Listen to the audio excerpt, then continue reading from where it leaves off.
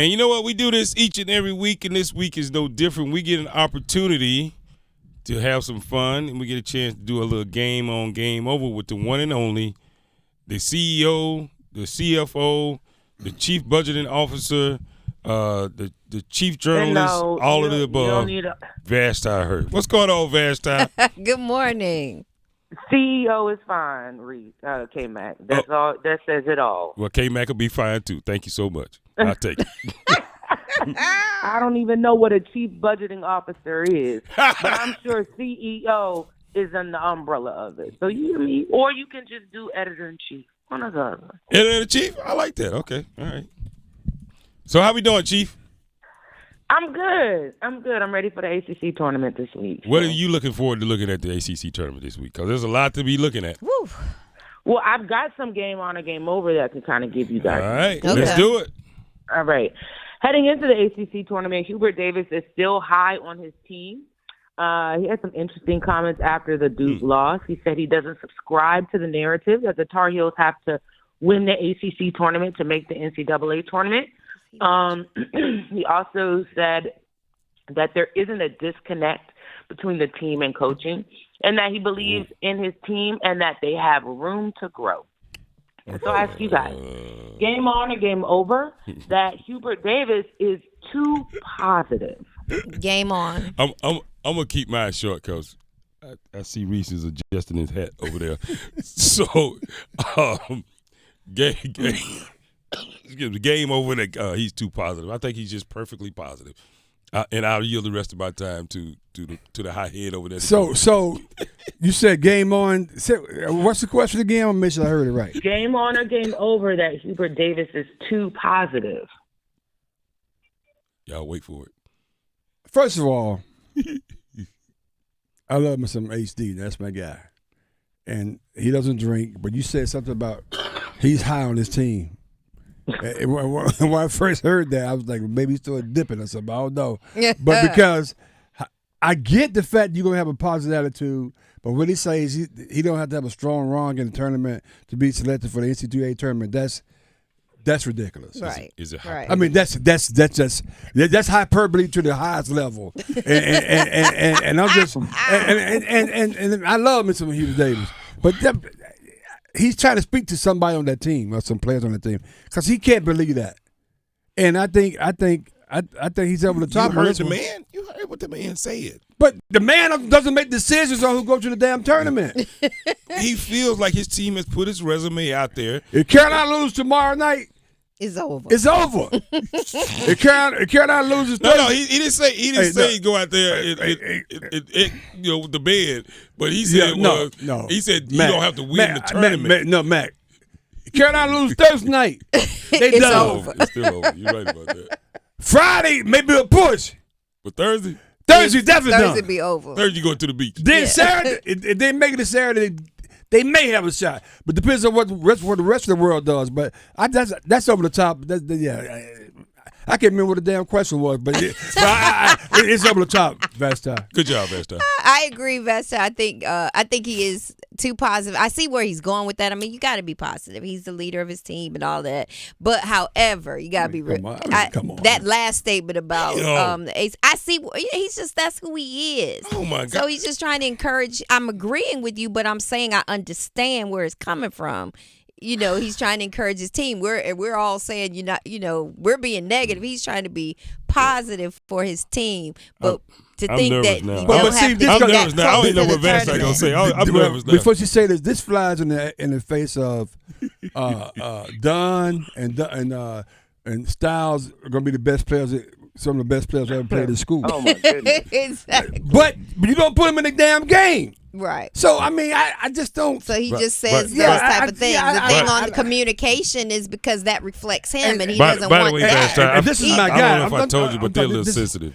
This is my guy I'm talking to, so I'm just.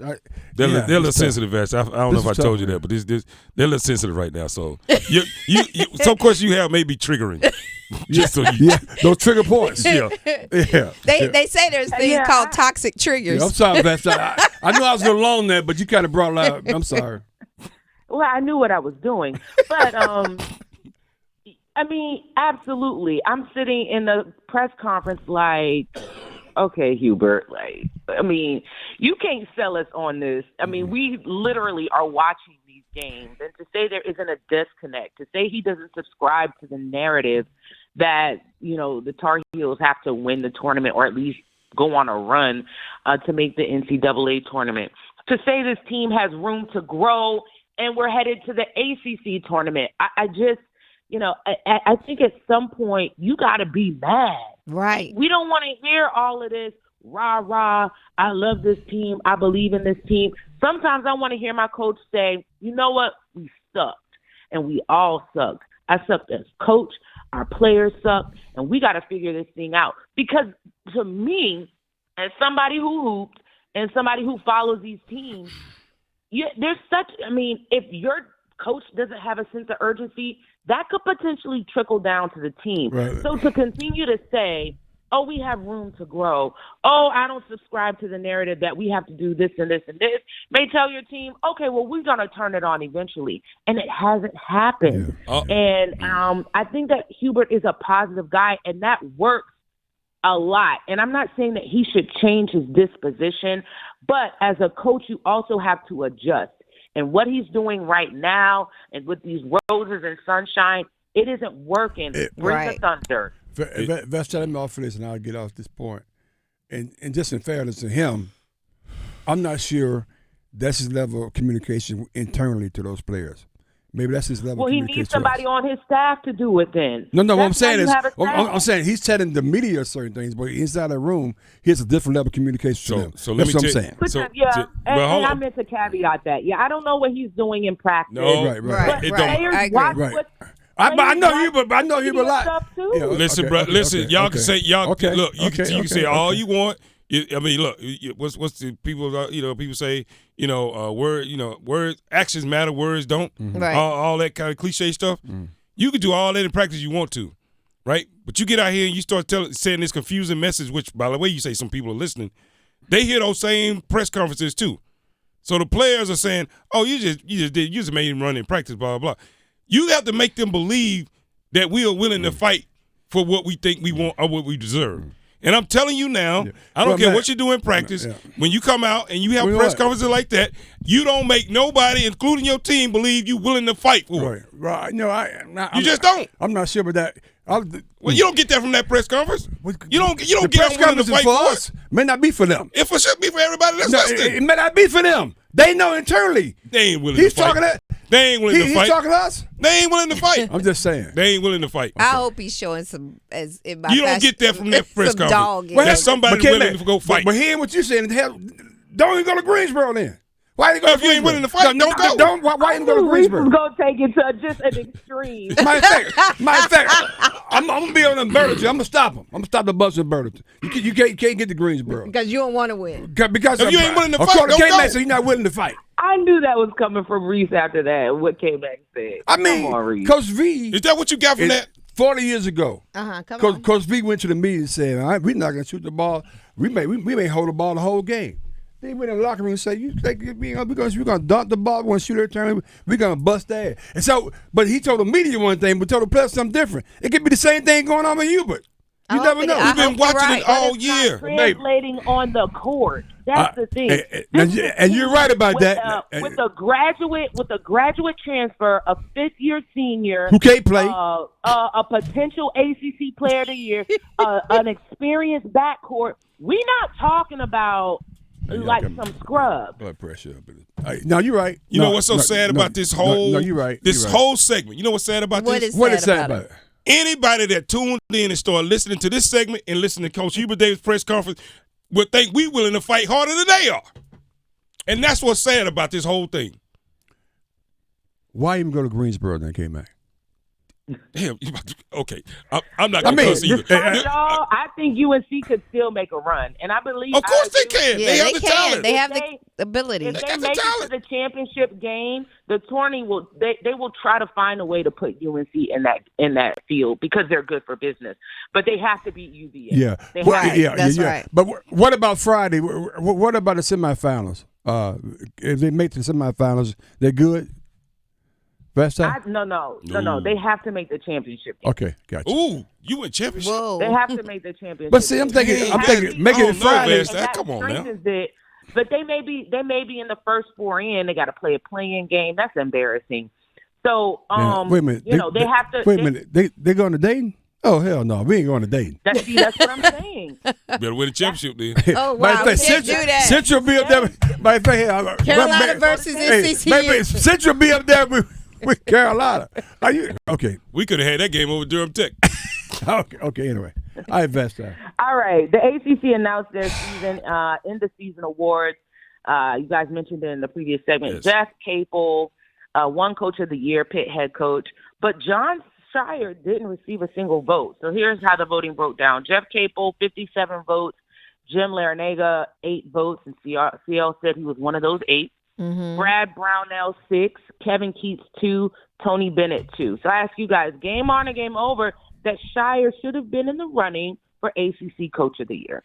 Hell yes. There's no doubt about it. He should have got a couple of votes. Come on. Yeah, I don't think absolutely. in the running though. I think Larinaga and of course. Well, that's what I mean. Like, should he have at least gotten a vote? Yeah. I agree. Yes, I agree yes. with that. I agree with that. Yes. But I agree with that, and I'm surprised Kevin Keats only got 2 votes. Right. I understand what Jeff Capel has done, and I get that. He deserves but it. Only 2 votes for Keats. Why is Tony Bennett getting votes for a Virginia team that's just been scratching by? Because they those love Virginia beat writers are really yes, loyal to that that's team. That's why. Yeah. That's it. They're going to vote for Virginia regardless. That's And I 100%. You're right about that. And when they get in the tournament and get embarrassed, and they probably going, what was you that we was down there, and by the time we made it across the street, they got bounced. Oh, when Law Chicago? No, Maryland. UMBC. Yeah, we was heading over there. Yeah. Maybe across the street, they got bounced. I said, by who? The Groundhogs, the Hound Dogs. I can't remember. But who I the was mascot so was. mad because I went home and it was in Charlotte. And Oh, wow. The other game ran over. Yep, and I was I remember. Okay. Yep, that's right. You know, a 16 has never beaten a 1. That's exactly what we did. I'm going to just go home. And I get home, and I'm like, bro, you got to be kidding. I never forget. I looked at you. You're like, man, they lost. I said, lost to who? I said, what? Oh, yeah. But I agree. Come on. Listen, John Shire, yes, he had the number 1 recruiting class. But, you know, Whitehead, who is supposed to be one of the top recruits, has been hurt. It has taken a while. Derek Lively seems to be getting into his groove. But to start 4 freshmen and junior to go undefeated at home and be 1 missed call away from sharing the ACC title with Miami. Yep. I mean, Yeah. you should at least get 1 vote. I agree. That's all right. Though we're gonna use that as futile. You know what I mean? That's gonna make us willing to fight. To do what? Now, see, we be willing to fight. See? What else you got? Next. I'm not All getting right, no better than Don't that. say that, man. Anybody ask you I that? hit, Next. I hit UNC. I hit Duke. Now it's time for NC State. We talked about Talk NC to me. State being the best team in the state or not. So I ask you guys, game on or game over, heading into the ACC tourney, are the Wolfpack still the best team in the state? They lost the last time they played. And the fact they playing late tomorrow night, after being off about a week and a half, it's gonna be tough. Yeah. This is gonna be a nerve. Yes. I have no idea Right. what we may see out of this team because that long layoff can go either way. Yeah. And Jaquavion gotta what show will we see up. from could Smith? go Yeah, Yeah. he got to way. show up. Is he back? Yeah. Is he back? Yeah, so. With his Yeah, Taquavion is due for a game. He talks a lot, which I love. I love his energy and his vibe. But he got to drop at least 20. Yeah, right. he got to back get up. rid of his 12, Young 10, boys, 14. He been taking a couple of shots lately to the jaw. You might want to cover up. Show up. But I mean, if NC State, I know they have the 9:30 game, which will probably be more like 10 o'clock. Yep. I know. Yeah. How the tournament goes. If they can't beat Virginia Tech or Notre Dame, I mean, Virginia Tech they are no punks. Yeah. But Notre Dame, nobody cares about that. But Virginia Tech, you're right. I mean, but I said to answer the question, I mean, NC State still has a winning record over teams in the state. What? They split with North Carolina. And they split with Duke. Split with Duke. But what does that And do with they- the game they- tomorrow night, though? No, she was saying, are they still the best in the state? Oh, was the They're question. the best team in the state. As we speak right now, yeah. What do you mean they No, split? I think Duke. Wait a minute, Well, maybe Duke's the hottest. Hold on, can everybody wait a minute? Hold on, wait. And I don't want to say that, but I mean, I can give it to Duke. How the hell we just go? Y'all just did Coach Shy what they did to him about the Coach of the Year. I didn't. He beat Duke twice. I mean, he beat Carolina twice. He split with NC State. And how the hell they gonna be just we are not the best team in the state? How does that work? Yeah, State didn't go undefeated at home. Duke did. That's I give it to Duke. What is going that's on? my deciding factor. I mean, Vashti, you too? Man, she has No, I agree. I don't think State is. I mean, I would give it to Duke. Oh, okay. So I was gonna say. Duke is on a 6-7 game win streak. Mm-hmm. Yep. Undefeated at home all year. Yeah, my absolutely. bad. I didn't know. My fault. Oh God! I told you he was sensitive, Vashti. I told you he was a little sensitive. I mean, when you got Pam saying Duke, I mean, And that, I don't want to, but it's the truth. It is the it truth. hurt. I felt the pain through the phone that Yeah, for you to have to say that. absolutely. And I'm But supposed yeah, to be I'm wearing a gonna Duke give it shirt to today. All right, Vashti. NC State is not too far behind. Right, I agree with that. That's that. Real quick, how you feel about Leaky Black not being the defensive player of the year? I mean, Okay. Leaky Black. Okay. Too many. Okay, hold on. Wait. Okay, if you got to do all that, then I know the answer then. Wait, no. He should have gotten more votes than he got, I think. Mm-hmm. I mean, we'll put it like that. I think he should have gotten more votes than he got. I would not have been mad at him being defensive player of the year. But Reese Beekman getting 11 more votes than Leaky. That's I a don't know Virginia. about that. See, that's Virginia That's voting. that I'm telling you. Virginia. They are very. Yep. If their media contingent. Yep. All fans. No, you're right about that. I will say this though, when I saw Reese Beekman in Virginia, and I said, "How do you make a person defensive player of the year when he couldn't stop a damn thing when he played against the guy that should be defensive player of the year?" Right. I mean, I always say this is like a breakout game for Leaky Black defensively and offensively. Right. And you didn't stop a damn thing when you played against them. He covering everybody on the They team. judging Leaky on other stuff more than they. I mean, I think it's more than just his defensive stopper. Well, Reese Beekman ain't it. I can tell you that right now. So it is what it is. I mean, I would agree. Yeah. So well. All right, Vashti, you got any more for us? You good? That's it. I'll see you guys tomorrow. All right. See you then. Have a good one. Bye, Bass. Bye.